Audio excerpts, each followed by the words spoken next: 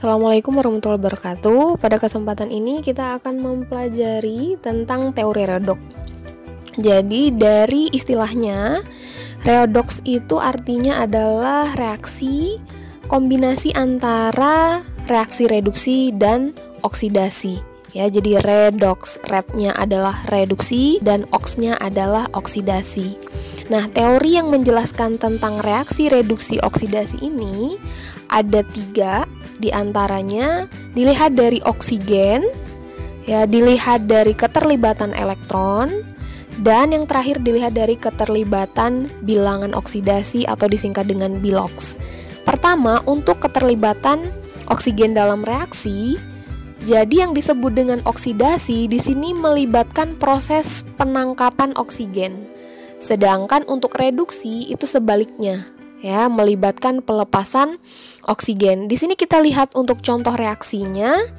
Untuk reaksi oksidasi, di sini gas NO menangkap oksigen menghasilkan NO2. Nah, reaksi semacam ini disebut reaksi oksidasi. Jadi di sini oksigennya di sebelah kiri pereaksi, ya, jadi sebagai pereaksi. Sedangkan kalau pada reaksi reduksi, di sini contohnya gas NO2 melepaskan O2 menghasilkan gas NO. Nah, di sini artinya proses ini terjadi pelepasan O2 atau oksigen. Reaksi yang seperti ini disebut dengan reaksi reduksi. Berikutnya, untuk pelibatan elektron dalam reaksi, untuk reaksi oksidasi adalah reaksi yang melibatkan pelepasan elektron. Sedangkan untuk reduksi itu sebaliknya, yaitu penangkapan elektron. Di sini kita lihat contohnya. Untuk reaksi oksidasi, di sini Zn, ya, melepaskan 2 elektron dan terbentuklah Zn2+. Ya, jadi di sini reaksi ini atau reaksi oksidasi Zn ini melibatkan pelepasan elektron. Perlu diingat di sini elektronnya di sebelah kanan, ya, di sebelah kanan tanda panah. Yang artinya di sini elektron ini sebagai suatu hasil reaksi, ya, atau pelepasan elektron dari Zn yang ada di pereaksi di sebelah kiri. Sedangkan untuk reaksi reduksi, di sini Fe3+, ya, menangkap 3 elektron membentuk Fe. Ya, jadi reaksi ini melibatkan penangkapan elektron.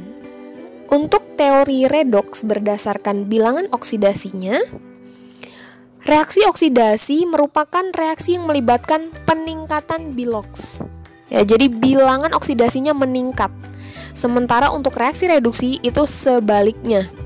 Jadi bilangan oksidasinya menurun. Ya. Nah, untuk reaksi oksidasi reduksi menurut teori biloks ini itu reaksinya serempak, ya. Jadi satu reaksi, ini reaksi secara keseluruhan. Sementara untuk penjelasan teori redoks berdasarkan keterlibatan oksigen dan elektron itu dipecah reaksinya. Kita lihat dari reaksi ini, ya. Mg bereaksi dengan O2 menghasilkan MgO. Sesungguhnya dari reaksi ini kita bisa mengetahui kalau kita rujuk kepada teori oksigen, ya, maka reaksi ini adalah reaksi oksidasi, ya, karena terjadi proses penangkapan oksigen. Namun sesungguhnya dalam reaksi ini itu juga terjadi reaksi reduksi, ya, jika kita melihat dari bilangan oksidasinya. Kita tahu bahwa untuk unsur-unsur bebas seperti ini, Mg, O2, itu memiliki bilangan oksidasi 0.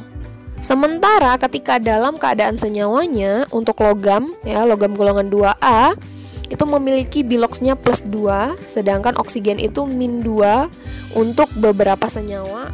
Namun ada pengecualian tertentu yang oksigen itu bisa memiliki bilok -1 atau bisa juga plus, ya. Jadi tinggal dilihat saja pengecualiannya seperti apa. Nah, untuk senyawa MgO ini, Mg di sini memiliki bilok +2, sedangkan O-nya -2.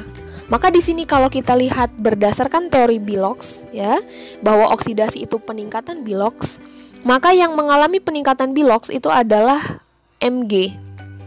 Mg dari Bilox 0 ya, kemudian bereaksi dengan O2 membentuk MgO. Ternyata pada senyawaan MgO, Mg di sini Biloxnya plus 2. Jadi ada kenaikan dari 0 menjadi plus 2. Maka di sini Mg-nya itu adalah spesies yang mengalami reaksi oksidasi karena Biloxnya meningkat. Sebaliknya, oksigen di sini terjadi penurunan Bilox dari 0 menjadi min 2. Maka oksigen di sini mengalami reaksi reduksi. Kalau kita lihat dari secara keseluruhan untuk 3 reaksi ini, sesungguhnya reaksi Bilox ini itu bisa mewakili penjelasan terkait definisi oksidasi reduksi menurut keterlibatan oksigen dan juga elektron ya. Nah, karena memang dalam proses peningkatan Bilox ini ya dari Mg keadaan bebas ini menjadi Mg2+, itu artinya Mg ini melepaskan 2 elektron sehingga terbentuklah Mg2+. Sebaliknya untuk oksigen dari 0 menjadi min 2 artinya oksigen menangkap elektron.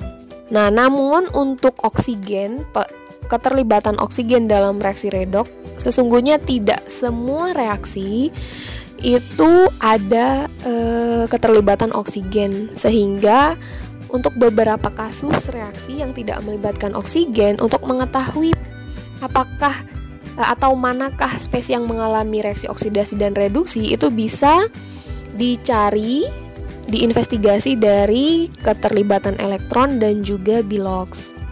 Ya, jadi bisa dilihat sehingga ketiga teori ini saling melengkapi. Ya. Nah, inilah ketiga teori redoks, yaitu reaksi reduksi oksidasi. Semoga membantu. Kalau ada pertanyaan, tinggalkan di kolom komentar. Jangan lupa subscribe dan nyalakan loncengnya. Terima kasih.